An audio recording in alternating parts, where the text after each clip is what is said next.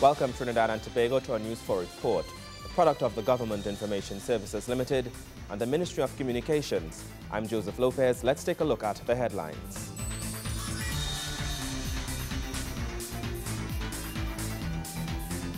The Prime Minister visits the Venezuelan embassy to pay respect to the late Hugo Chavez and to offer condolences. Local government consultations launched. The Prime Minister appeals for more people participation. Mondays, Tuesdays, Wednesdays and Saturdays at 5 p.m, days on which you can look forward to the national consultation on constitutional reform rolling out in your area. In our top story, on the heels of Venezuelan President Hugo Chavez's death, Prime Minister the Honorable Kamla Persad-Bissessor visited the Venezuelan embassy today to pay her respect to Chavez and to offer her condolences. The Prime Minister did this in the form of a symbolic act by writing her thoughts and sympathies in a condolences book located at the embassy. Mrs. Persad-Bissessor expressed deep condolences to Chavez's family and the people of Venezuela on his passing.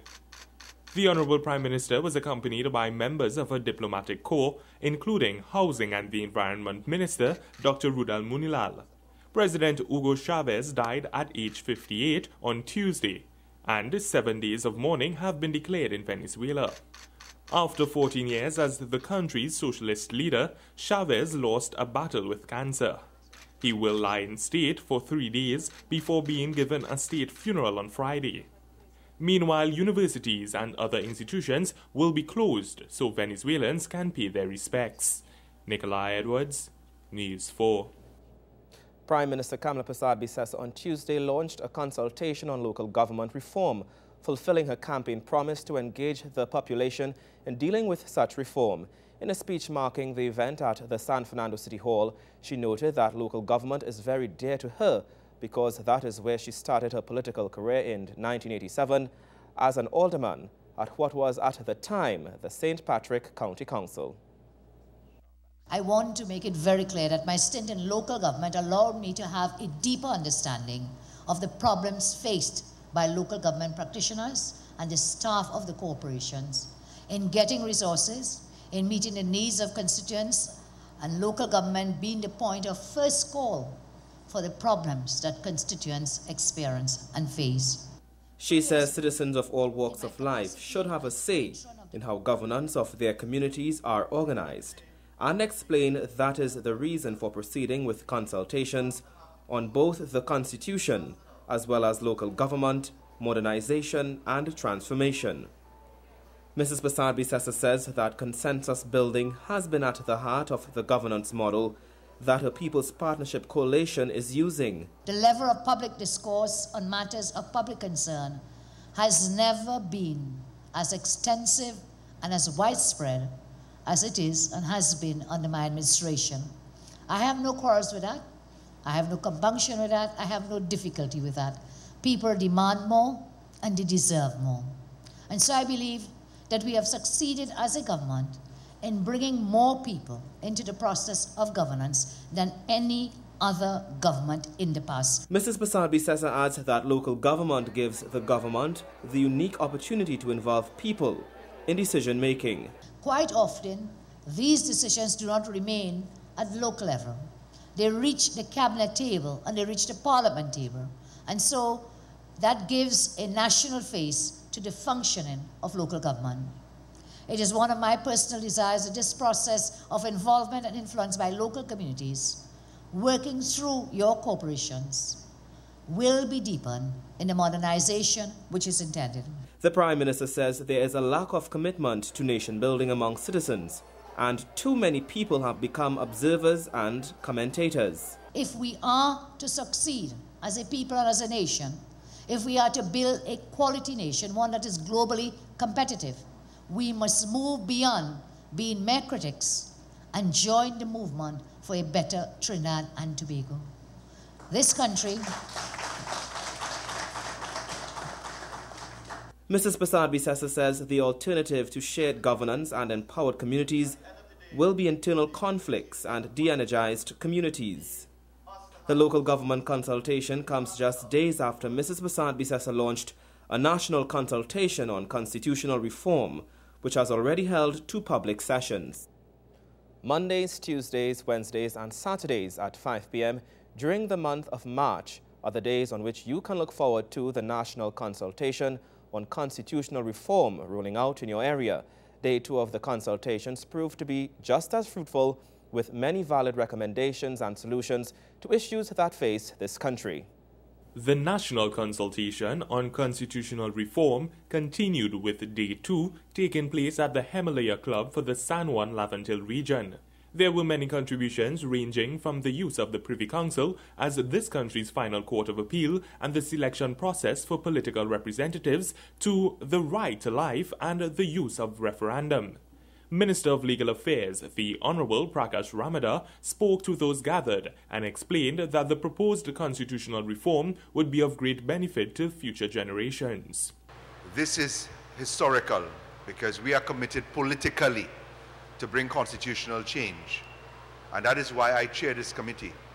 In the past, we've had commissions that were put out into open waters without responsibility to the population, and therefore your participation in this is critical in creating the new nation as we change our constitution to fit not just today, but certainly to anticipate the needs of our future. And it really is about for our children more than anything else. The commissioners who oversee the national consultation are political analyst Dr. Hamid Ghani, retired High Court Judge Justice Sebastian Venture, teacher, writer and activist Dr. Merle Hodge, retired High Court Judge Justice Amrika Tiwari Reddy, and Hummingbird Gold Medal recipient Mr. Carlos Dillon, who is recognized for his outstanding contributions to the development of international tourism. The consultations, which began on March 4th, will continue until March 27th at 17 different venues throughout Trinidad and Tobago. Citizens are also advised to submit recommendations via email and various drop-off sites across the country. For a full list of the venues, dates, times and other information, you can visit the Commission's website at www.reformtheconstitution.com. Nikolai Edwards, News 4. After the break, the Ministry of Tobago Development holds public consultation on NGO partnership policy. Stay with us.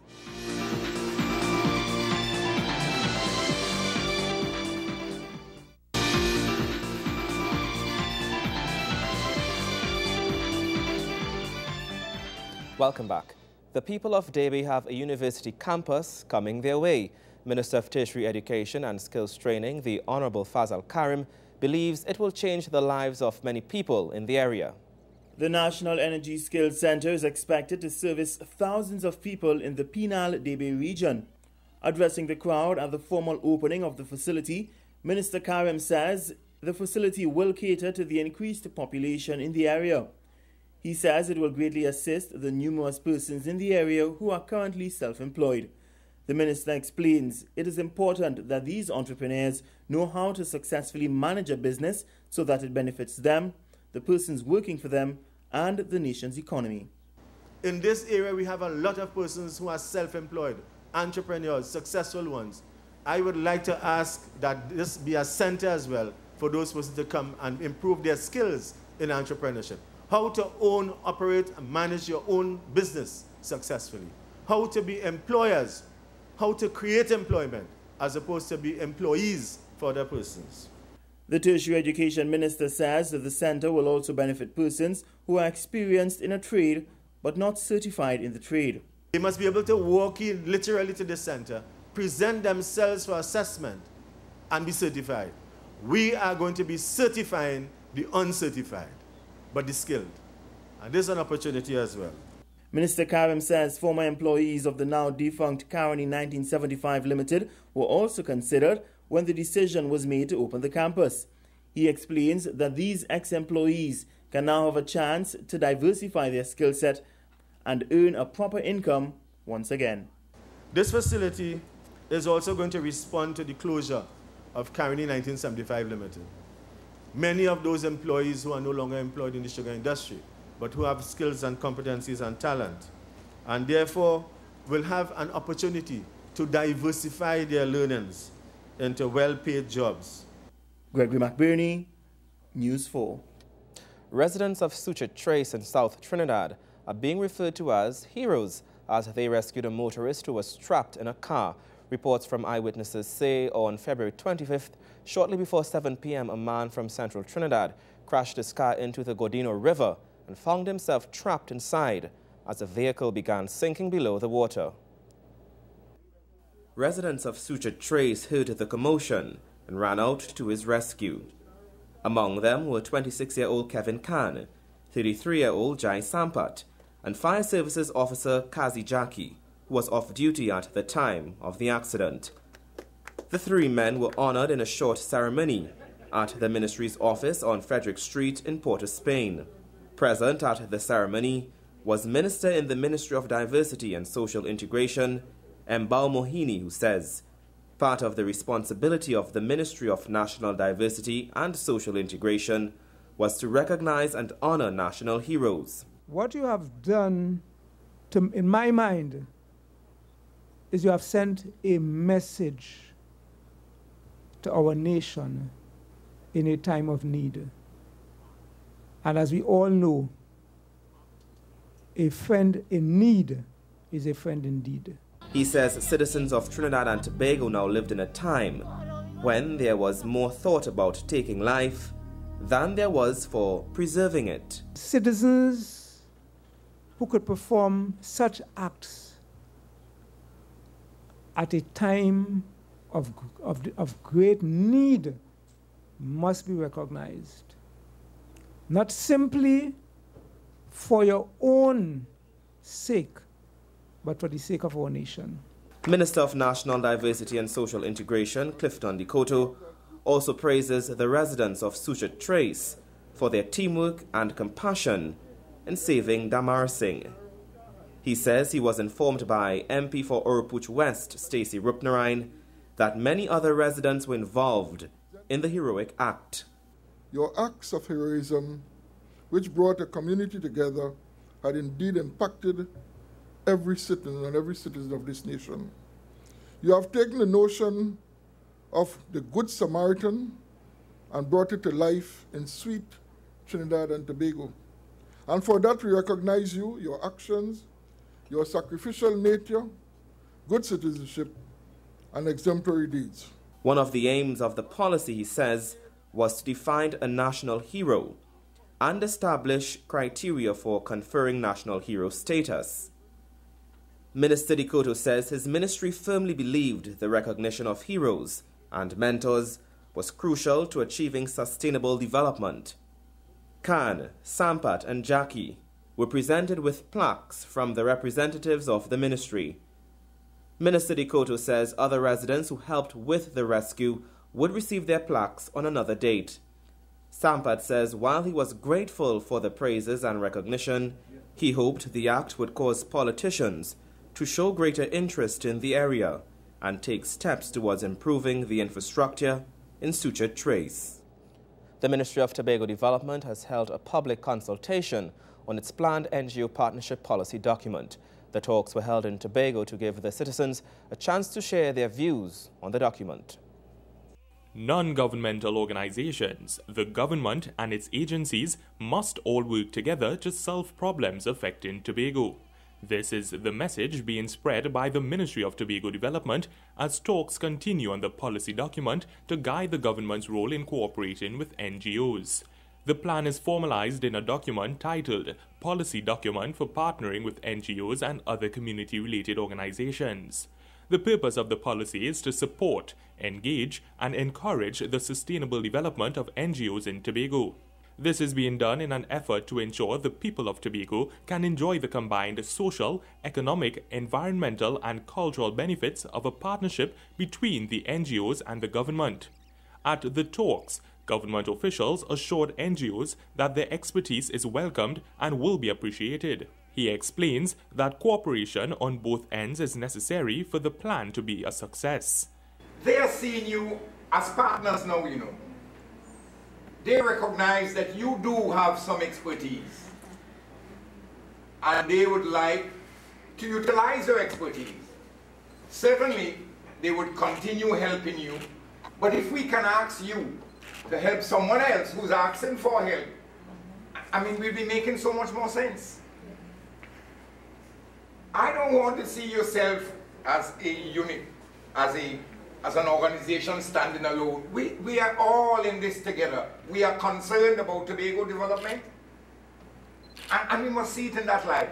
The overall objective of the policy is to ensure that policies adequately meet the needs of the vulnerable sections of the population through combined support by both the government and non-governmental organizations which are more familiar with marginalized segments of the community. Nikolai Edwards, News 4. Up next, Wayne Cunningham with the latest in sports. Stay with us.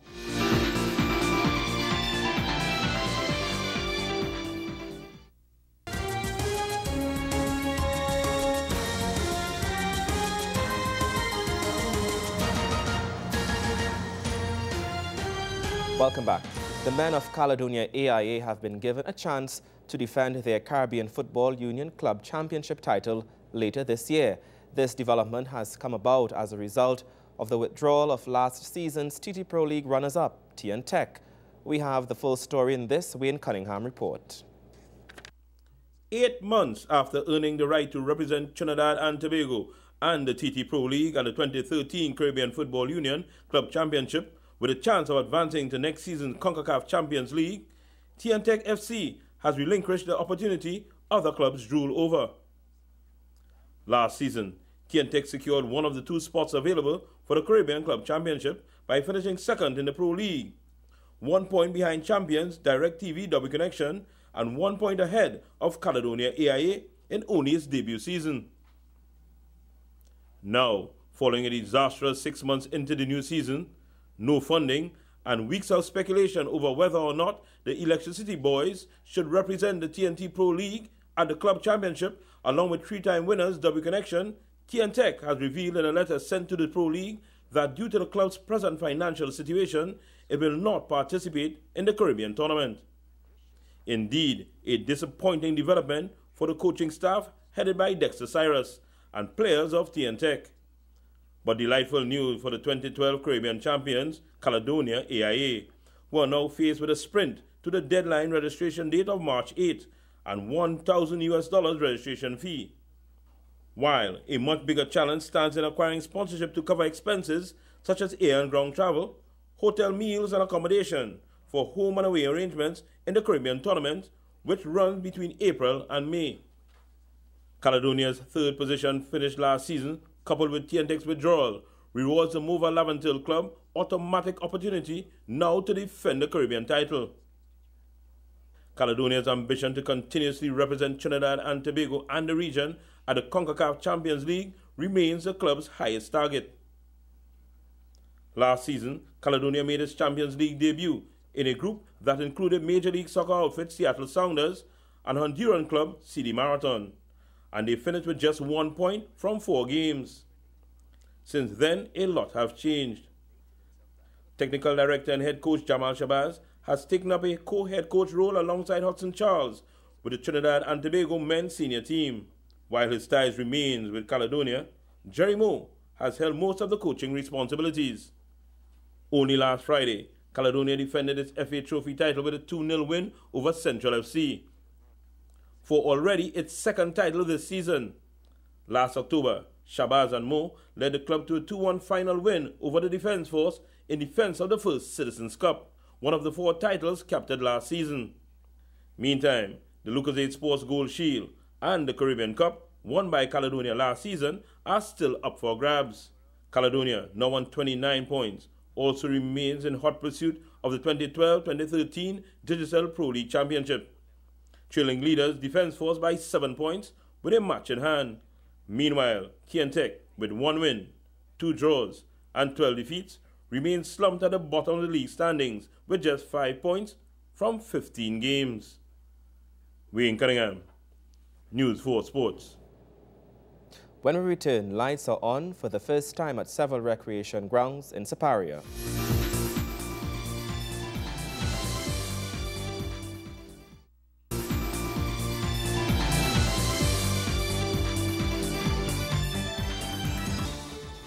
Welcome back. The Honorable Prime Minister is ensuring that her constituents are well taken care of. Recently, the lights were turned on for the first time at several recreation grounds within the Siparia constituency. Residents of South Trinidad are today making full use of their newly lit grounds and recreational parks. This as the Trinidad and Tobago Electricity Commission expanded the public lighting program to Prime Minister the Honourable Kamla Persad-Bissesa's Siparia constituency. 3 grounds in the area are now lit because of the efforts of TNTech and members of the communities. The Honourable Prime Minister was passionate about the initiative and spoke of its significance. There are some who think or say that this is just another project undertaken, that is not a big deal. I want to respectfully disagree with that view. I disagree with this because I recognize the benefits of lighting up these facilities. They provide an enhanced environment safer for people after dark, especially our young people, to come in to hone in their sporting skills, and for more people to become involved in activities which promote healthy living and social bonding and cohesion.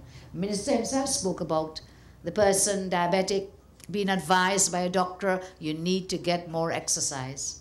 But you're working in the day, so when do you get that exercise? With these lighting up here now on these grounds, you can come after work here. And ladies, Prime Minister Persad-Bissessa urged the residents to make full use of the newly lit spaces to promote a healthier family life and a nation. I think if you use these grounds properly, we can bring families together in an environment which facilitates and promotes healthy competition and, of course, community building. Friendships are created and nurtured as well. All of this makes for a better community, a better family life, and, of course, for a better nation. The grounds that were lit include Bukad Recreation Ground,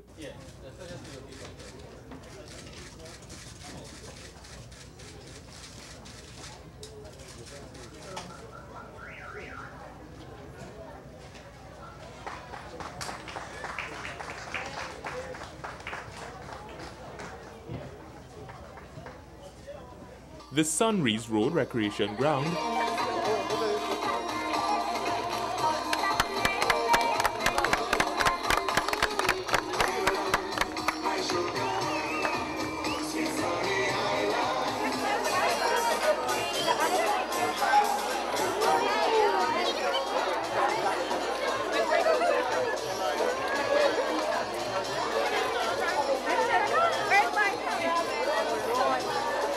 and the Powergen Recreation Ground.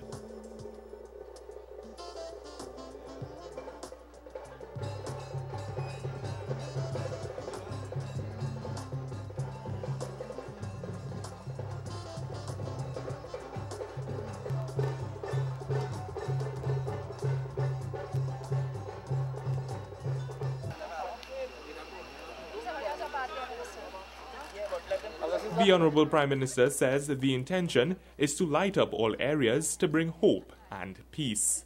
Nikolai Edwards, News 4. And that story brings us to the end of our News 4 report, a product of the Government Information Services Limited and the Ministry of Communications. I'm Joseph Lopez. Thank you for watching.